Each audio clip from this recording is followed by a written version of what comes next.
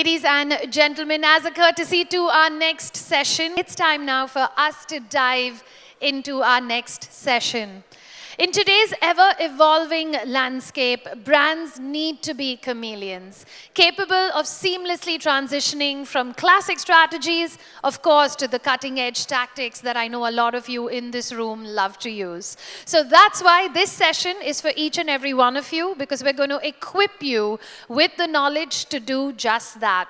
We have a stellar panel coming and joining us. Ladies and gentlemen, let's welcome onto our stage Chandan Mukherjee, Director and Executive Vice President of Nestle. Put your hands together. We also have with us Sandeep Karwa, Vice President Monetisation at Flipkart. Delighted to have with us Shubhranshu Singh, Chief Marketing Officer of Tata Motors Commercial Vehicles. Sukhleen Aneja, Chief Executive Officer of the Good Glamm Group. And Zairus Master, Chief Business Officer of Honasa Consumer Limited. And moderating this powerhouse panel is the incredible Delshad Irani, editor of Storyboard 18. Over to you, Delshad. Thank you very much. That was quite an introduction. Thank you so much. And like I was telling the panelists earlier, we have a very tough act to follow. So let me begin. Who handles your Instagram, everyone? But you know what? A lot of things that Zeenat said, perhaps I think ring true with a lot of marketers today as well about the idea of adaptability. So while we're on that, let me just kick off straight up with a little bit of a word cloud exercise and ask each of you, in one word, describe what adaptability means for you. So perhaps I'll come to you first. Tell me, Sandeep, what does adaptability mean for you? I think right now it's more of how, as Zeenat was pointing out, how do you say keep changing with what is needed, and that's what pretty much it is. And in any, because if we can actually get very complex, there are so many more meanings to this. But if you keep it really simple, it's change with what's needed. Come on, Chandan, you have to give us not just your, perhaps, the marketer's vantage, but perhaps your approach, keeping in line with, you know, Zeenat's chat about life. Well, adaptability means, you know, depending on the goal, you change your track, but be yourself. Don't lose sight of yourself. True. For me, it would be boldness. You can't be adaptable unless you're bold. Sukhleen? I think for me, it's about being malleable. You know, because if you're not open to change, you ain't going to embrace it. Zairus? For me, it's progress. Adaptability has to be a constant thing. I think we're changing constantly, and we're changing for the good. There's progress happening, and we've got to keep up with that, and that's what it is. All right. So I think great takeaways here from your sort of snap take on what adaptability is, but digging a little bit more into it. And I was requested earlier by a couple of my acquaintances here to make this conversation very provocative. So let's try and do that, right? I know the theme today is blending traditional and new age marketing for brand success. But just think about it. Why are we still drawing these distinctions? Shubhranshu, I'll come to you first. Why are we still thinking traditional and new age marketing? I mean, why do we still have these terms, and why are we still making that distinction? So just give me your candid view and be very provocative. I think I wouldn't fuss about the definition of what is traditional and what is modern, or what is offline and what is online. I think at the core of adaptability, though I guess we'd be talking about it for the last couple of days and tomorrow as well, I think human beings, my belief is, are not programmed to be adaptable left to themselves. Because when we were evolving as human beings, if there was a bush that was shaking and you went behind it to discover what it was, you became a protein snack for something which was stronger than you. So basically, the gene pool that was left behind is the one that if there is a bush that is shaking, you run in the opposite direction.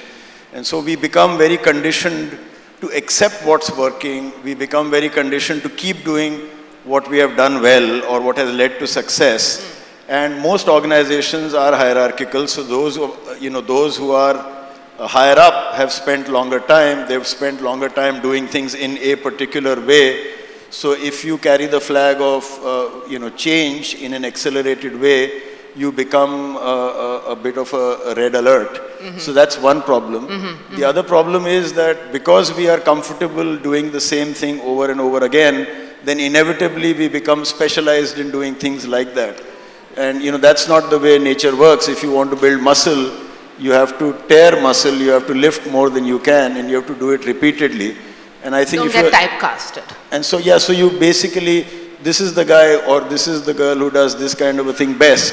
Let her keep doing it, and then you are on a treadmill, lots of activity, but you're not actually covering any real distance. So this is really, to my mind, then comes the whole thing about gatekeeping. When I began life in 1999 in Hindustan Lever, there was a rate card and there was a given audience and there was an agency, and it was all a very cozy arrangement. You could buy audiences, you had very few people competing for their attention.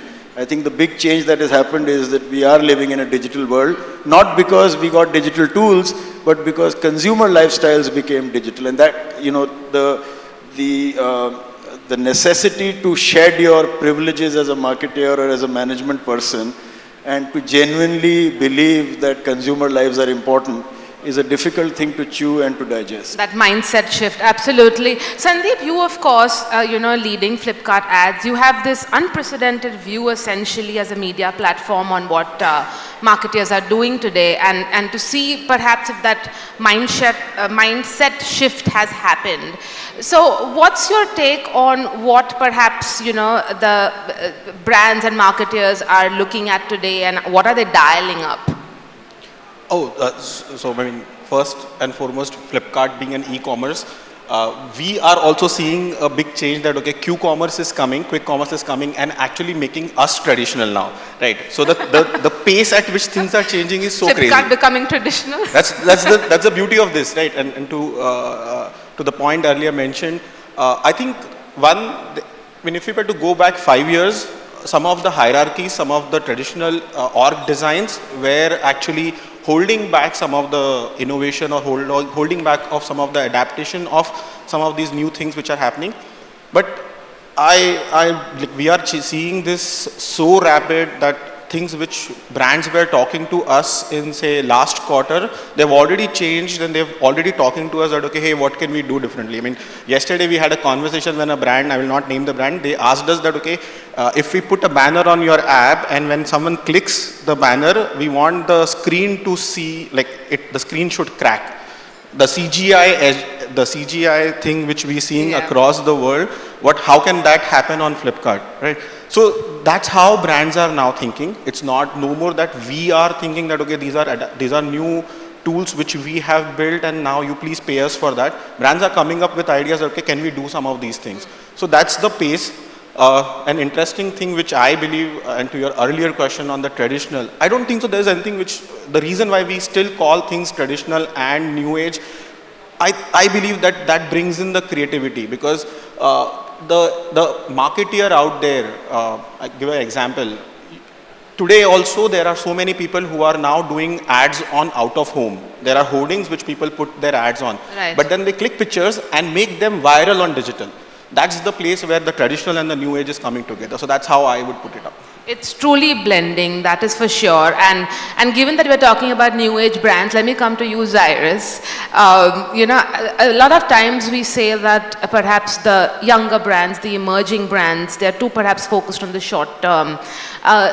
In your role at Honasa, rapidly, I mean, the pace at which the company has grown is phenomenal. How do you then marry the sort of short-term and long-term objectives? Sure. Again, I'm going to ask you this, keeping in mind the theme for today. So how is Honasa doing it? I think first I'd maybe like to shake that short-term objectives, long-term objectives. I think, that itself is changing. What is really performance marketing? What is brand marketing? I'd go and step forward and say there's nothing called performance marketing. There's nothing called brand marketing. It's only marketing. So I think what we are focused on is to build brands. And the question is, we know that the long-term sustainability of any organization, a marketing organization, will be dependent on the brands it builds. And then we use different media, we use different tools to build that brand. And of course, we don't have a lifetime. The half-life of everything is changing. We don't have a lifetime, we don't have years in which we have to build brands, and therefore we have to act really fast. I think what also happens is that we have today a lot of tools that help us. There's more information, there's more stuff that you can do, there's more computing power, and that's what helps us. But I would really say that everything we do, and I can tell you that, for example, one of the ways in which we measure ourselves is search. If consumers are really interested in us, they will look for us, and they will now, if they have to look for us, they do it on the internet. So we've seen that traditional forms of performance marketing and traditional marketing, brand marketing, impact search equally. So break that mindset to say this is performance, this is brand, this is short term, this is long term. Eventually there is one objective, to create a brand and action, which is create a business. Absolutely. So while we were talking to, Chandan here from Honasa, very new company, but let me come to, Zairus, but let me come to you, Chandan, now. Of course, Nestle houses iconic brands, and while we talk about, of course, traditional and new age marketing, given the scale at which you operate, when it comes to perhaps something like resource allocation, how does Nestle see it? What are perhaps, some of the thumb rules that you apply when it comes to, now of course, like Shubhranshu mentioned, I mean, people are living digital lives. There is no, the difference between real and real is really shrinking. So when it comes to resource allocation, what are the rules? What do you do when you look at traditional and new age marketing? So we are guided by two things fundamentally, and in all this change between modern, traditional, new age, old age, I think some fundamentals still remain fundamental. You need to have a good understanding of the consumer, you need to have a brand, and then you need to, depending on your objectives and your goals, you need to define what is it that you want to achieve and use modern, new, old, blend, and seamless integration of different aspects. But what has really changed in today's world is that brands themselves have to a certain extent changed. If you look at ourselves, we debate a lot on brand stretch. Whether a brand can move from here to here, what can it stretch, not stretch. And you look at today's new brands, they have redefined stretch. You can have the same brand in different categories and they operate fairly seamlessly. Whereas for some of our traditional brands, we would think 100 times whether it can stretch or not stretch. Today, as a traditional marketer, I might think about the funnel, in a classical way, that I create awareness, and it takes me, X years to create awareness, and then Y things to do consideration, and then to purchase, But today the funnel can be fairly seamless. You can move from one level to another fairly quickly. And then if you look at things like, performance or brand, it's all the same. But depending on your goal, you can use a mix of different things and seamlessly integrate. If you have a good big idea, and then you find out what you want to do with that idea, and you have your whole mix of things, whether it's search or social or e-com or television or outdoor or activation or whatever.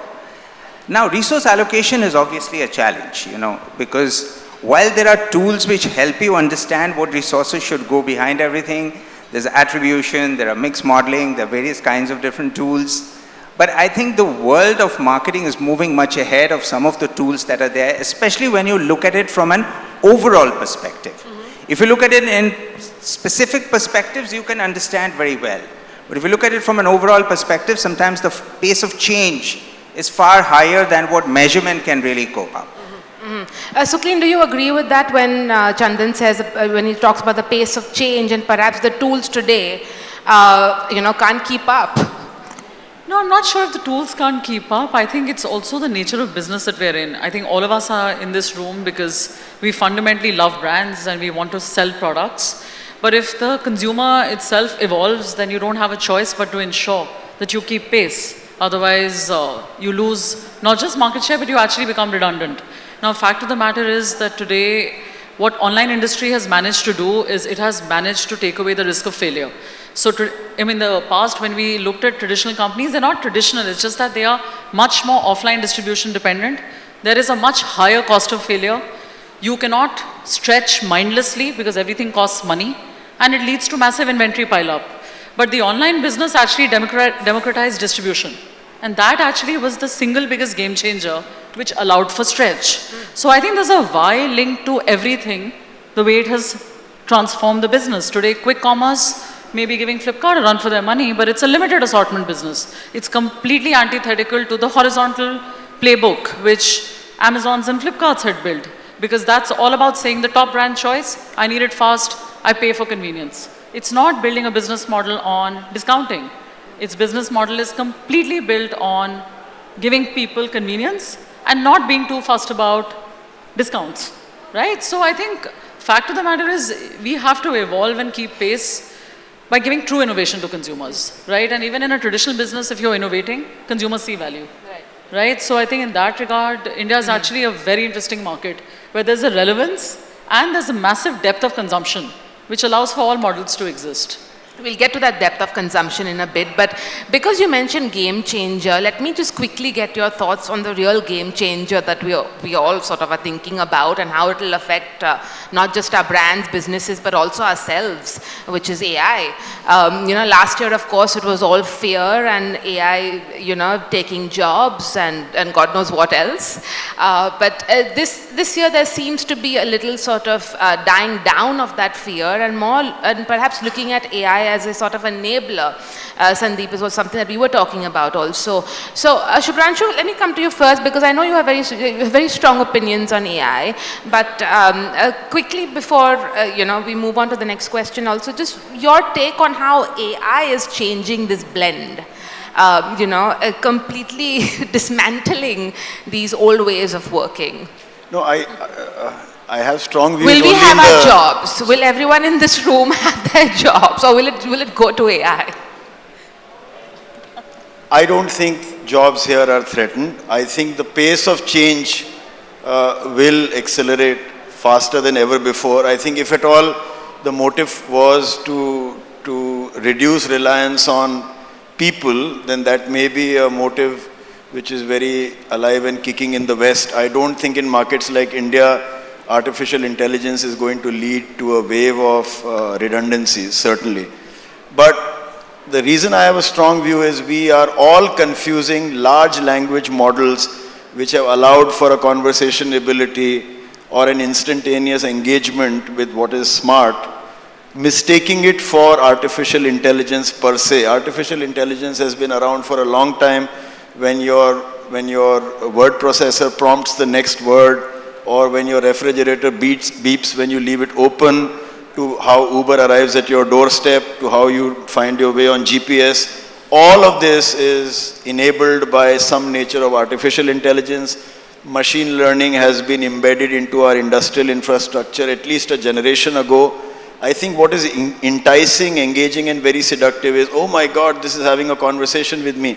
And in my first job after engineering school, I was with HCL HP, and for 3 months I was posted to a little shop in GK M Block Market. And this was in 96. And people would come and say, HCL had just announced 19999 for a 486 computer. And they would come and say, "Hame internet dikha dijiye." So we used to have a modem which went and then slowly one page of text would load up, and they were totally dejected. They said, "Yehi hai internet," after Pappu and Pintu and everybody had gathered around. And we said, "Yeah, this is pretty much it." So then we realized we had to jazz it up. So we got a Packard Bell home computer and a creative multimedia kit and put all the bells and whistles. And instead of seeking knowledge, they were happy playing Pac-Man. This is the nature of the human mind. You are in an aeroplane that flies you from Japan to India, one steel tube that is carrying 400 people, and people will endlessly complain about how their sandwich was soggy or how the air hostess is rude to them. They are not interested in the underlying technology, and I think AI also, our understanding is at best deeply superficial, and we get very caught up about the oh my gods. And in this tribe in particular, marketeers, I'll end this, we are super good at obituary planning. TV is dead, print is dead, out of home is dead, So, and the next big thing, even before it gets milk teeth, it looks like a giant, this end of TV, the beginning of AI. And then there is a whole cottage industry around it, from print to PR to, everybody joins that bandwagon. And then 2 years down the line, you suddenly say, oops, this is a more permanent phenomenon. We're just going to build on it. Yeah. It is no different than the arrival of the microwave through the gas chula. Yeah. This is my belief. Yeah, the Gen AI fascination. But Sandeep, given that we spoke about this, let me just quickly get your thoughts on how it is an enabler in a sense, and what you're seeing happen on Flipkart ads.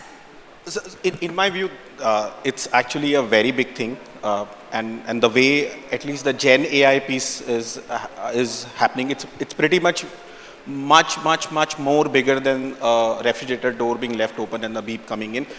In my view, the kind of data processing tools or the capabilities which we today can do are making it really special, and are actually making it special for the entire room out here, right? Because the jobs are getting enhanced, the jobs are getting bigger, the jobs, to Shubhranshu's point, that okay, the pace at which things will change is also getting there, but the enhancement in the job quality is what is happening. I'll give you a quick example, right? The amount of data which today machines are able to process, it probably is, we are few quarters away or probably few months away from a position to do n equal to 1 personalization. Everyone in this room, when they open Flipkart app, their app could have very different comms, very different communication, very different color theme, very different call to action for the same Nestle banner which is out there. I could be interested in discounts, and hence my Nestle banner talks about 50% off or something like that, or 5% off, sorry.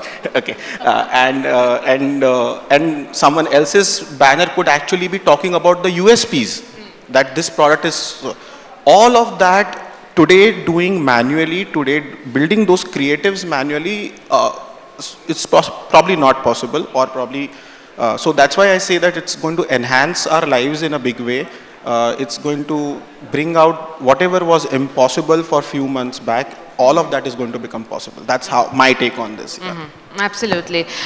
Okay, I had a specific set of questions to go through, but because of the things that we're talking about, so we're talking about these sort of advanced technologies, and while Shubhranshu made a good point about, AI being around for a while, but we're just being very fascinated by all the bells and whistles.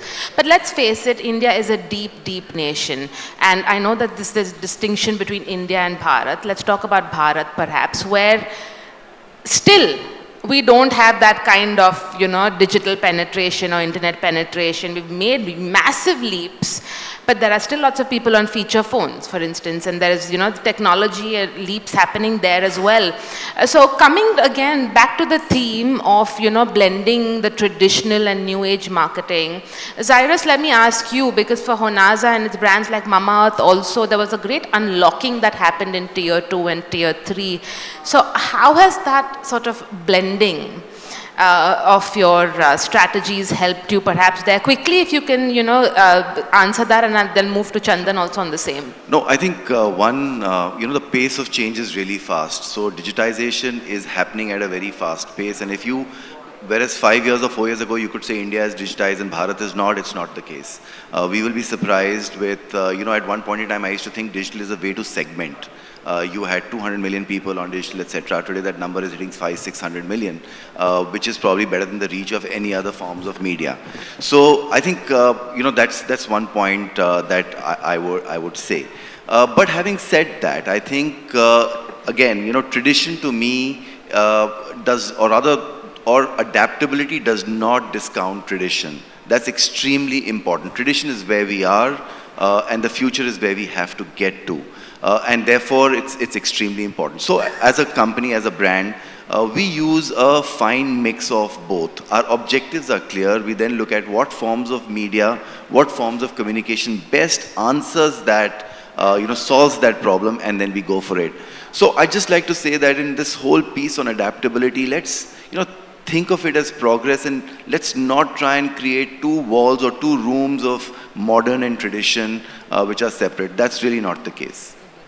No two rooms, they're not separate. Chandan, I'll come to you first on the same point about the Bharat market, given Nestle's, of course, reach. Well, yeah, so, of course, India is a large nation with a huge population and so on, but India, there's no one India. There are many sort of, different elements out there, whether you want to segment on culture or socio-cultural regions or languages or states or whatever it is, on people and down the pop strata and so on. And therefore, adaptability is all about also developing the right kind of propositions for them, using the right kind of vehicles to reach them, doing different things with them. For example, India being such a big tea drinking nation, if you were to take a cup of coffee to a small town, and then you have to do some very fundamental, penetration building activities where, of course, there is the offline world. You need to put a cup of coffee in people's mouths to understand, what it is about, the experience, sampling, and very, very classical, old-fashioned, traditional ways of doing things to the new world, to take them to a world of coffee which is kind of aspirational, which is meaningful for them, which resonates with them, and so on and so forth. And therefore, there are lots of opportunities out there to build in. I think there'll always be an older way and a newer way of things, but that's not the point. It's fundamentally about going forward in a way that integrates everything to solve a certain problem or to go towards a certain goal. And depending on the goal, you would use a different set of different elements to build in. If you look at the creator economy, we were talking about Instagram and so on in the earlier conversation. If you look at the creator economy, there's so many things happening out there. Now, it's not about suddenly losing everything and moving to the creator economy. It's about finding out what will those creators and influencers do for you. If you were to create awareness, you might go with some bigger influencers. If you were to create something about, how to do something more minutely, you might go with some nano or micro influencers, depending on your goal and objective. So it has to be, fundamentals are still very, very fundamental. I think they would continue that path, but some of the ways of thinking have potentially also shifted. And those ways of thinking are the ones that we have to adapt to. AI is a big enabler. The big explosion of data that's around us, we would never be able to grapple with that data with the human mind. You need technology. Of course, human mind will be the big potent force behind and also ahead of AI. But you could use AI in different ways on content, on media, on engagement, and it can be sliced and diced in whichever way you like. And let's not use AI to write obituaries for any marketing trends. But Sukhleen, unfortunately we're running out of time, so I'll let you perhaps have the last word on adaptability here and what you heard your co-panelists say. Perhaps just give us your closing thoughts. No, I would simply say that I think for all of us together, collectively, I think fundamentally, if we have to grow, we have to continuously keep adapting, whether it's in business or in the way we work. And as long as we are humble enough to just recognize the fact that the pace of change will always outlast humans, right? We are all fundamentally evolving. And as long as we are learning and we are humble enough to keep continuously learn and deploy, I don't think any of us will ever be redundant. Human intelligence will always trump artificial intelligence. But do marketers have enough humility? That's perhaps another debate. But that's another learning then. You're rolling your eyes, Shubhranshu. No, my prescription is an equation I came across recently, which says talk minus action equals shit. So, whenever we are talking, the question is how much of it translates into actual actions. The more actions we take, the more we fail, the more we learn from that failure, the better off we will be as a larger marketing ecosystem. This is my view. Well, that's a good note to end on then. Don't fear failure, right, at the end of the day. Thank you so much for your time, gentlemen and ladies. Thank you. Thank you.